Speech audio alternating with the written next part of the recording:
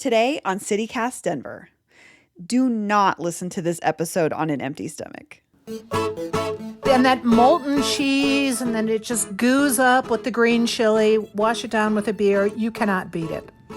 We're talking about the precarious future of Denver's unique style of Mexican food with two of its biggest fans, who just so happen to be old friends. Patty, they appall everyone in the United States who's ever had a chile relleno. They're like, wait, what do you mean there's a wonton wrapper around a chili?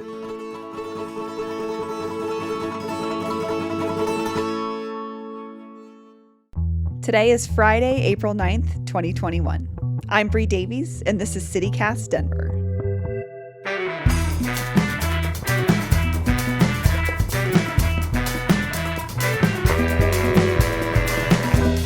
Hey, would you look at that? There's some news. Today, temps drop back in the high 50s with partly cloudy skies.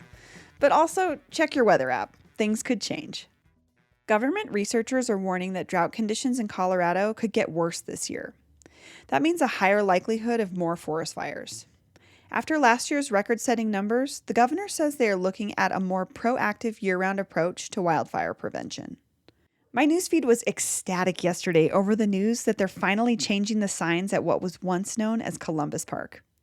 But the new La Raza Park signs weren't around for long.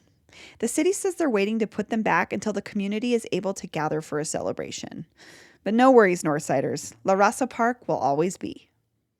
In big bird news, one of the bald eagle eggs laid 7 weeks ago at Stanley Lake has hatched. The mama eagle, who birdwatchers have been calling Jolene after apparently stealing another bald eagle's mate, has another eaglet on the way. Give the birds our best. Jolene, Jolene, Jolene, Jolene, I'm begging of you, please don't take my man.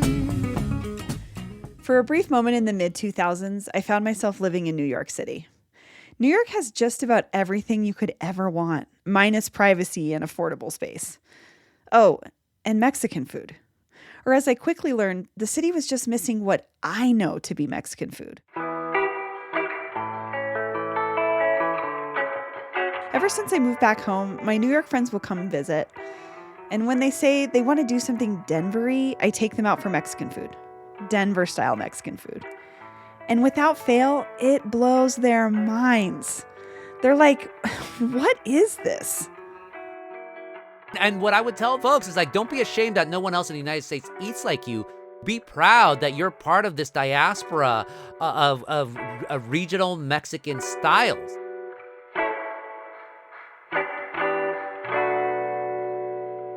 El Pueblo History Museum recently invited Gustavo Arellano to give a talk on Colorado-style Mexican food. My editor at Westward, Patty Calhoun, was mixing it up in the chat, so I thought, what a better way to talk about one of my favorite things about the city than to get them together. If you're not familiar already, Gustavo is the author of Taco USA, How Mexican Food Conquered America, which makes him the authority on regional Mexican-American cuisine. And Patty, she's the biggest Den-Mex fan I know. She's also co-founder and editor of Westward, where she ran Gustavo's Ask a Mexican column until he stopped writing it. So we're talking about Denver Mexican food, and recently I put out a call on Twitter asking folks what their favorite Denver-style Mexican place was, and I realized by the answers I got that there's a lot of confusion around what Denver Mexican food is, not just Mexican food in Denver. And so, Gustavo, I probably would start with you. How can we define what Den-Mex is? You define it first and foremost by its base on chili. And folks in Denver, of course, know what chili is, but I do have to explain it to the rest of the United States. It's not chile con carne or chili with an I. It's not chile, just the pepper itself, but it's really going to be this sort of great, like based on the green chili of New Mexico and also Pueblo, but turned into a gravy of sorts that then becomes a basis for combo platters, a basis to smother on your burritos, a basis to smother on your tamales. That's where Den-Mex comes from. That's what also ties it to its its older parents or older uncles or aunts, if you will, New Mexican style cuisine. But from there, I think the way you're going to define Den-Mex cuisine is going to be on the dishes, the unique dishes that are ostensibly Mexican, but really unique just to Colorado. Yeah. Yeah, like the crispy wonton wrapped relleno, which until I watched your talk, had no idea that was not how rellenos were made. And this is the thing, and this is one of the things that I found out in my book, and that I love to expose to folks. Wherever you grow up in the United States, you're going to have your style of Mexican food. Right. And you're also going to think that your style of Mexican food is a style of Mexican food that everyone in the world eats. And it's not just an American thing. And what I would tell folks is like, don't be ashamed that no one else in the United States eats like you. Be proud that you're part of this diaspora of regional Mexican styles. And so, Patty, when we talk about Denver Mexican food in the city itself, what restaurants are we talking about? Well, one of the classics, which Gustavo has been to, is La Fiesta, which started in the 60s in an old Safeway in what was then a not great part of town. And they invented, as far as I can tell, the wonton-wrapped chili relleno that is such a shock to people who find it. But they also smother it in this incredibly hot green chili. Very hot right now, was just there yesterday. And you love it that a family has owned it for more than 50 years, this converted Safeway that's been a nightclub, but that the Supreme Court goes there, cops go there, everyone goes to La Fiesta. Yeah, so La Fiesta is really the pinnacle to you of Denver cuisine. I would say that and Chubby's right now for Den-Mex. Yeah, and Gustavo, you wrote about that. I believe you gave Chubby's Mexican hamburger the best Mexican entree in the country? Yeah, oh yeah, 1,000%. Because to me, it tells you the story of Mexican food in the United States. A food of working class folks, a food of history, a food of also transformation. Everything else, Mexico changes. So and of course the story of Mexican food is also the story of the people who make it. So the Cordova family, specifically Stella Cordova, the matriarch of this brawling family of folks with all these, the original Chubby and then just, all the fake Chubbies. And then also, the story of success, because, when Patty first took me to Chubby's, they were giving you the food on plastic plates that you would staple around so the chili wouldn't spill over. And it was a small little spot right next to this Italian market. Now it's its own complex in a gentrifying neighborhood. And on top of all that, the Mexican hamburger, my God, it is an amazing dish that it takes the smothered burrito concept of New Mexico and just puts it to that next level, to use really cliched language. And one of the fun things about it is it wasn't invented at Chubby's, even though Chubby's started out as a hamburger drive-in. Really? And then Stella took it over when she'd been a waitress there. But it started out at Joe's Buffet on Santa Fe Drive. And it's just legendary. Some waitress invented it once in the late 60s, and Joe's is gone, but the legend lives on. And speaking of that legend, Patty, and Gustavo mentioned this sort of complex that Chubby's inhabits now, that in a very quickly in the process of gentrification neighborhood.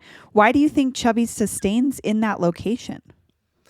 I would assume that I would hope that they own the property, so that always helps out. Patty would know more than me on that part, but it's just great food. But this is what I've been trying to tell people about Den-Mex is like the people who live there, they know what the food is. They'll go there. The danger is that Denver has grown so much.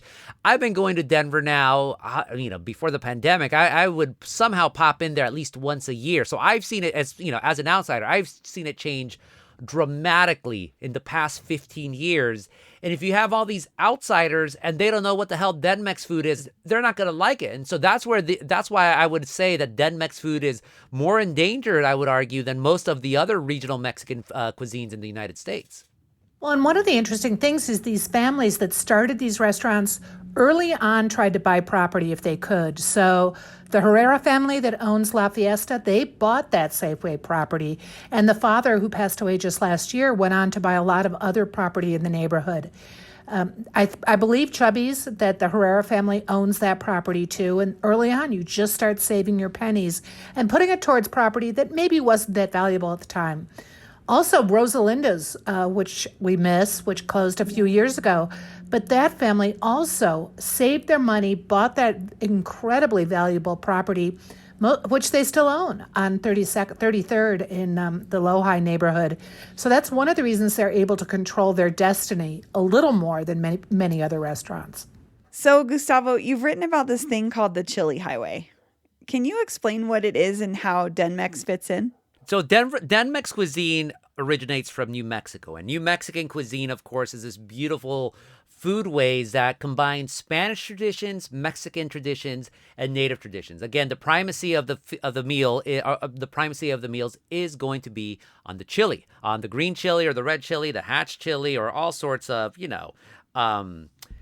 different debates about which one's better or whatnot. Right. But, so New Mexico style cuisine has been around since really the late 1500s with Oñate, the conquistadors, and all that. That starts to change as the manitos, the hispanos of New Mexico, northern New Mexico, start spilling into Colorado. So we're talking about the 1810s, going into Pueblo first, eventually going up to Denver, and having this very unique culture, this very, a unique style of Mexican Americans that isn't really the only real migration at the time is coming from northern Mexico, going through El Paso, Chihuahua, Coahuila, coming up and adding on to those traditions. So Den-Mex cuisine then really starts solidifying, if you will, starting in the 50s, starting in the 60s.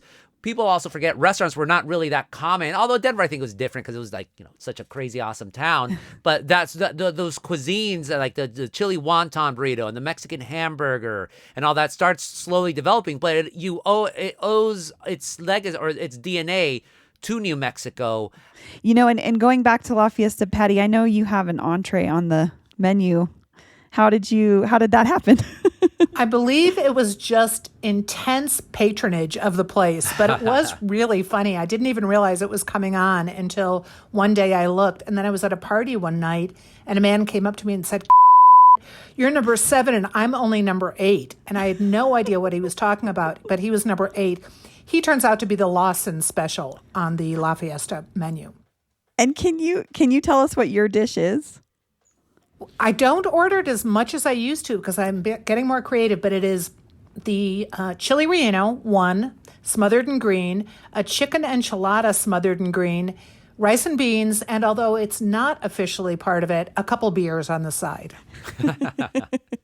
Makes it a little bit better. Yeah. They need come on. A Calhoun special is not a Calhoun special without some beer. That's ridiculous. It's not part of it. Just add it on. Do they have Corona there, Patty? Oh, do they? That place has been my home away from home during the pandemic. Number 1, very easy to socially distance. I saw you there, Bree. And 2, you can just go sit there, feel like you're part of the family, feel like you're actually in a city that exists during this strange being on hold time. So to maybe wrap this up, I would love to hear from both of you. I know what could be considered the best representation of Denver Mexican food, but what is your personal favorite item or entree that represents Denver Mexican food? I have to say, right now it's also tough because it's hard to tell who's going to be coming out of this, how and what food will be there. But certainly, as I said, through this pandemic, La Fiesta's green chili smothering one of those chili rellenos, which are they would just so appall everyone in New Mexico. You can't help but love that. It is a celebration of the Denver version. Patty, they appall everyone in the United States who's ever had a chile relleno. They're like, wait, what do you mean there's a wonton wrapper around a chili? Right, and that molten cheese, and then it just goos up with the green chili, wash it down with a beer. You cannot beat it. Yeah, I as much as I love Chubby's, and I think as a singularity, still the Mexican hamburger is the best Mexican dish in the United States. I will always stand by that. But you're talking about representation. And so I have to go. You have to have your lunchtime special at La Fiesta or even Friday night dinner. And you get one of those combo plates. And you're going to have to get as much green chili as possible. You're going to have to get the wonton chile relleno, just one. You get your smothered burrito as well because you need that smothered burrito as well.